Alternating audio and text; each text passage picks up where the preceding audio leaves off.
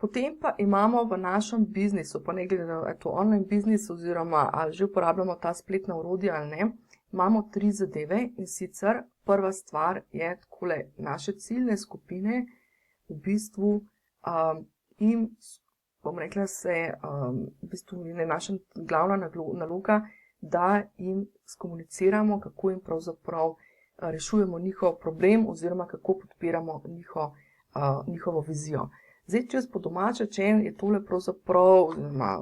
domače rečeno je tole marketing, oziroma jaz mu rečem promoviranje, pa uporabljam besedo promoviranje čisto zgolj samo zato, ker se rima na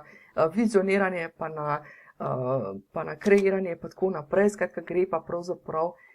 za marketing, skratka poanta marketinga tukaj je v tem, da mi skušamo našim ciljnim skupinam, torej ciljne skupine, pač tukaj v zadju je, bom rekla, ta mala filozofija v smislu, kje te ciljne skupine najdemo in kako z njimi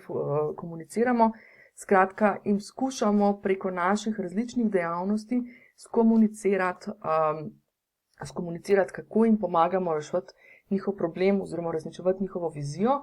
Tukaj ne gre še nujno za prodajo, ne? Skratka, marketing ni vedno samo cilj, da nekaj prodamo, ne? Marketing v bistvu tudi, je njegova vloga tudi to, da pravzaprav mi pozicioniramo sebe kot strokovnjaka na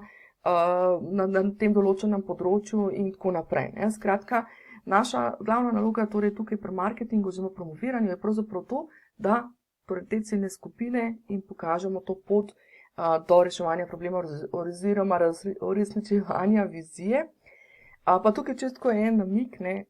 dostikrat je tukaj največji izziv, ki ga imamo, pravzaprav to, da določimo te ciljne skupine, pa to se pravi, to smo nekaj tole bolj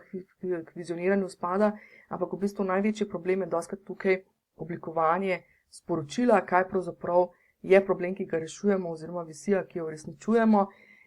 in pa na kakšen način to komunicirati. Tako da tukaj imajo velikokrat ljudje, če gremo pogledati, kaj so tipični izzivi marketinga oziroma promoviranja v kontekstu tega online biznisa, je to, da pravzaprav ne vejo, kako se lotiti vsebinsko, torej kako nekako zadostiti oziroma kako nekako oblikovati sporočila, da res peljajo, bom rekla, da so bolj prodajno naravnana, da ni to zdaj samo nek marketing, neke objave, neke zadeve, ki so namenjene za samo sebi. In pa drugi vidik, kako v bistvu pravzaprav to menedžirati oziroma kako to upravljati, ko smo v online obliki. To se pravi, ko govorimo o online marketingu, imamo eno blazno kopico orodij od email marketinga do koncev spletnih kanalov, kamor spadajo tudi socialna omrežja,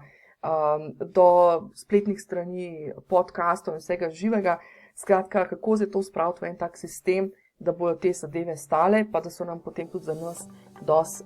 enostavne in iz vsebinskega in iz tehničnega vidika.